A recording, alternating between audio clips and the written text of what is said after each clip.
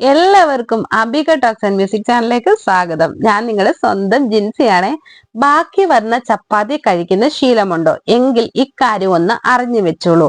ഒട്ടുമിക്ക ആൾക്കാർക്കും ചപ്പാത്തി ഇഷ്ടമാണ്. ഏത് കറിക്കൊപ്പവും കഴിക്കാം.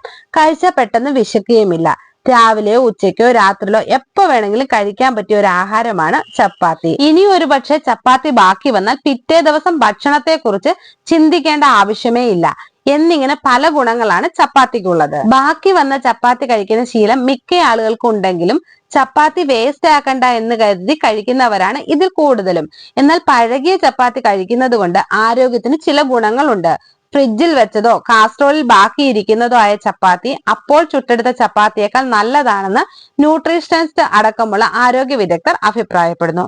12 മണിക്കൂറിലധികം തണുത്ത സ്ഥലത്ത് സൂക്ഷിച്ച ചപ്പാത്തിയുടെ ഘടനയിൽ വ്യത്യാസം ഉണ്ടാകുമെന്നും അതിന് പല ഗുണങ്ങളും കൈവരുന്നു എന്നും അവർ പറയുന്നു. ചപ്പാത്തി ഇന്ന് ദേശീയ ഭക്ഷണം എന്ന ഗണത്തിൽ പെടുത്തിയാലും തെറ്റില്ല. മുൻപ് നോർത്ത് ഇന്ത്യൻ എന്ന പേരിൽ അറിയപ്പെട്ടിരുന്ന ഇത് ഇന്ന് മലയാളികളുടെ തീന്മേശയിൽ ഒരു നേരത്തെ ഭക്ഷണമായി മാറിക്കഴിഞ്ഞിരിക്കുന്നു. ഗോതമ്പ് പല രോഗങ്ങൾക്കും പ്രതിവിധിയാകുന്നതു മാത്രമല്ല, പ്രമേഹ രോഗികൾ ഉൾപ്പെടെ പലതരത്തിലുള്ള രോഗികൾക്കും ആരോഗ്യത്തിന് സഹായിക്കുന്നു എന്നതാണ് ചപ്പാത്തിയെ പ്രിയങ്കരമാക്കുന്നത്.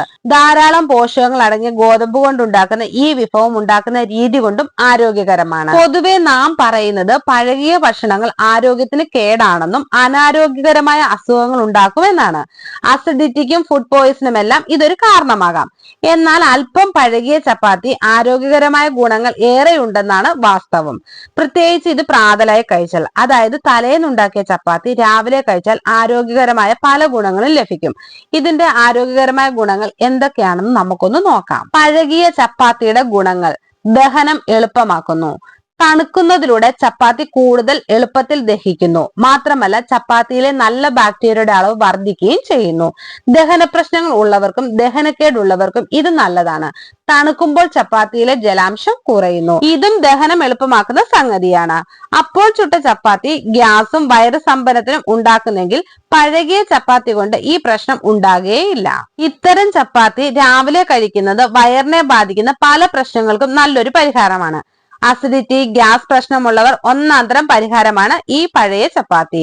മലബന്ധത്തിനും കുടലിന്റെ ആരോഗ്യത്തിനും ഇത് ഏറെ നല്ലതാണ്. പോഷകങ്ങളുടെ ആഗിരണം: പഴകിയാലും ചപ്പാത്തിയിൽ വൈറ്റമിൻ ബി, അയൺ, ഫൈബർ എന്നിവ ബാക്കിയാകും. ചപ്പാത്തി പഴകുന്നതനുസരിച്ച് അതിലെ സങ്കീർണമായ കാർബോഹൈഡ്രേറ്റുകൾ വിഘടിച്ച് ലളിതമായ ഘടനയിലേക്ക് എത്തും. അതിലൂടെ പോഷകങ്ങളുടെ ആഗിരണം എളുപ്പത്തിലാകും.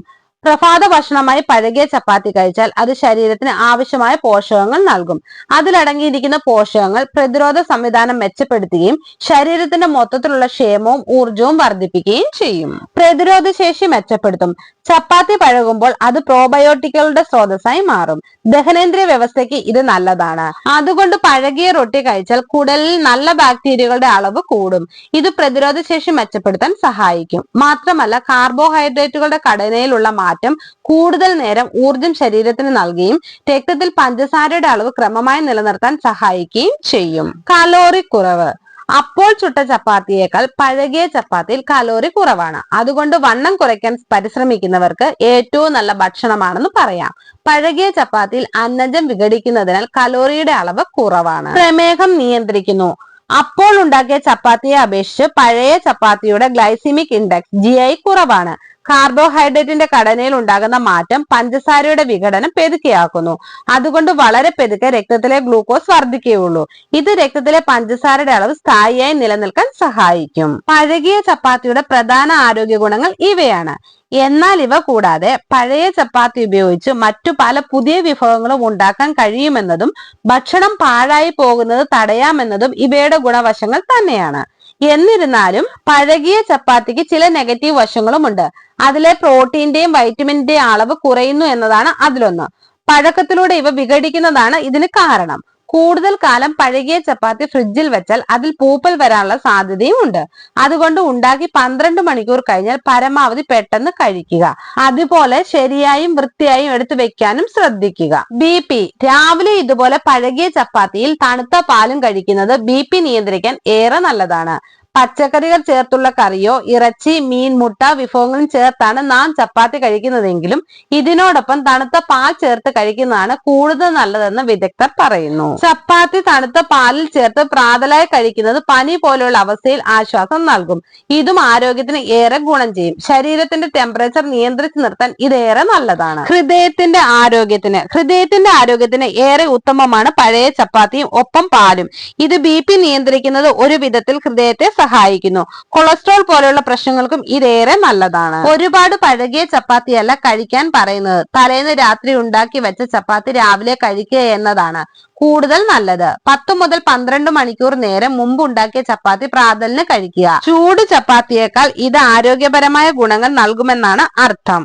ഈ വീഡിയോ പൊതുജനങ്ങൾക്കായി ഷെയർ ചെയ്യുക. നിങ്ങൾക്ക് ഈ വീഡിയോ ഇഷ്ടമായ ലൈക്ക് ചെയ്യുക, ഷെയർ ചെയ്യുക, എന്റെ ചാനൽ സബ്സ്ക്രൈബ് ചെയ്യുക. മറ്റൊരു വീഡിയോയുമായി വീണ്ടും കാണാം. ബൈ. Thank you.